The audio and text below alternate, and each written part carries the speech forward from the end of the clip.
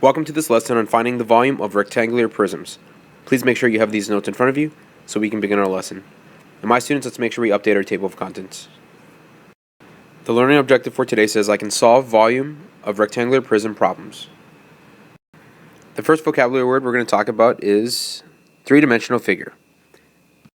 And a three-dimensional figure has a length, a width, and a height, which is the reason why it's called three-dimensional, because the length, width, and height are the three dimensions. The second vocabulary word is called prism. And a prism is a three-dimensional figure with two parallel, which means they never touch, and congruent, which means equal bases. So the bases are parallel and they're congruent. So let's take a look at this figure. I have a blue base on the top that is congruent to the blue base on the bottom. And these two sides are parallel. The next vocabulary word is called volume. And volume is the amount of space inside a 3D figure. So if we look at this cube right here, I can fit little cubes inside of the bigger cube. And at the end of the day, I can go ahead and figure out how many little cubes I can place inside of the bigger cube, and that's the volume. So in order to figure out the volume of a rectangular prism, you're going to need to know three different informations so that we can plug it into our formula. We're going to need to know the length, the width, and the height. So let's use this formula. The volume is going to equal to the length times the width times the height. Or you can use this formula, which means the same exact thing. You can go ahead and find the area of one of the bases of your rectangular prism. So in this case, find the area of the red region, which is just length times width.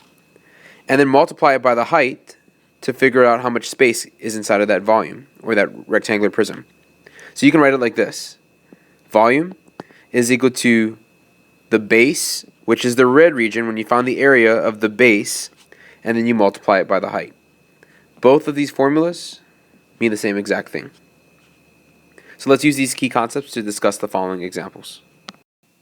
For example, when it says find the volume of the rectangular prism. So notice they are giving us our units in centimeters, centimeters, and centimeters. What that means is if I have a little cube that is 1 centimeter long by 1 centimeter high and 1 centimeter wide,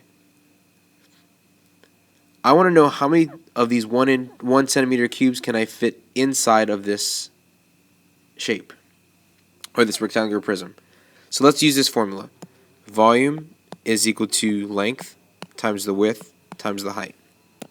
So my length is 12 centimeters. The width is 10 centimeters. And the height would be 6 centimeters. So let's go ahead and multiply. 12 times 10 is 120. Let's multiply that by 6. So 120 times 6 would equal to 720. So what this means is I can fit 720 of those little 1 centimeter by 1 centimeter by 1 centimeter cubes inside of this rectangular prism. So my volume is equal to 720 centimeters to the third power. So pause the video and complete these guided problems, and we'll discuss the answers in class tomorrow. Notice I have two guided problems on this slide, guided problem A and guided problem B. For example 2, it says a cereal box has the dimension shown. What is the volume of the cereal box? So for this example, I'm going to use volume is equal to the big B times by the H. So remember that big B would be the base, or the area of the base of my rectangular prism. So I know that if this side is 3 1/4, that would be the width. This side right here is what I need. But if you look at the top, it's saying that the length is already 8 inches, so I'm going to call this side 8 inches. So let's go ahead and find the area of the bottom portion of the cereal box. So by doing length times width, I can do 8 times 3 1/4. If I convert my mixed number into improper fractions, I get 13 over 4. And I can make 8 into a fraction by placing it over 1. And I would go ahead and multiply straight across, so 8 times 13 gets me 104. And the bottom would be 1 times 4, which is just 4. So if I reduce 104 divided by 4, the area of the base of my rectangle would be 26 inches squared. So what we just found was the base of the rectangular prism. Now we have to multiply by how high it is to get the volume. So using my formula, volume is equal to the big B, which we came up with was 26 inches squared, multiplied by the height, which is 12 and 1/2. So I made 26 into a fraction by placing it over 1. I'm going to convert the 12 and 1/2 into a improper fraction, so that becomes 25 over 2. So let's go ahead and multiply straight across. 25 times 26. I would get 650 on the top, and 1 times 2 would be 2. So if I simplify that further, 650 divided by 2 gets me 325 inches to the third power.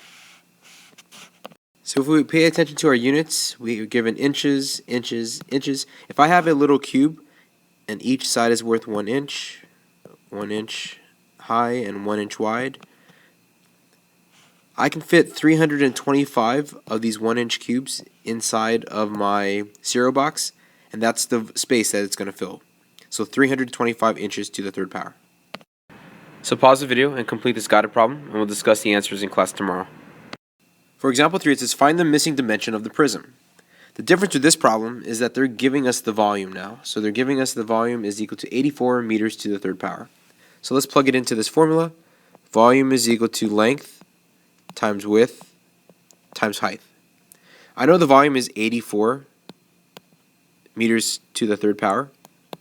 Now my length would be 6 and my width would be 4. And I don't know the height, so I'm going to call it h. So let's go ahead and rewrite this. 84 is equal to 6 times 4, which is 24 times h. And if I draw my fulcrum down the center of the equal sign, this is multiplication on the right-hand side, so let's do the opposite and divide both sides by 24. So if I divide 24 on both sides, the 24's cross out, h has been isolated, and 84 divided by 24 would be 3.5. So the height of my missing dimension of this prism would be 3.5 meters high. So pause the video and complete this guided problem, and we'll discuss the answer in class tomorrow. So now that we've completed this lesson, go ahead and self-rate yourself and let us know how you feel. If there's any part of this lesson that you do not understand, please go back and watch it again. Also come to class with some questions so we can discuss it in further detail.